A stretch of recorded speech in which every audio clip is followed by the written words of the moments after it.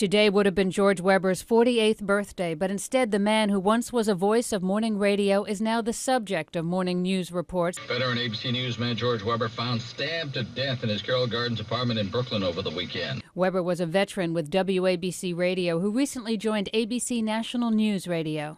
This is George Weber in the WABC newsroom with a live special report. When Weber failed to show up for work on Saturday, his boss called police. Investigators found Weber's body repeatedly stabbed in the bedroom of his ransacked apartment on Henry Street in Carroll Gardens. No sign of forced entry and no sign of a murder weapon. I don't know anybody who didn't like George.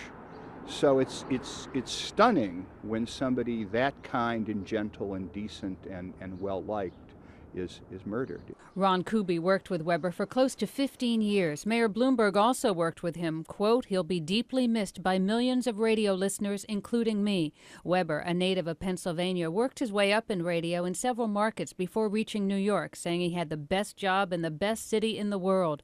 Other co-workers said news ran through Weber's veins 24 hours a day. Big loss for our news gathering information, and a big loss for Brooklyn, his adopted home, because Carroll Gardens is a great neighborhood, and George will be sorely missed. When it happens to a colleague, it's really, really surreal to think that George isn't going to be around and that now we're covering it as a news story.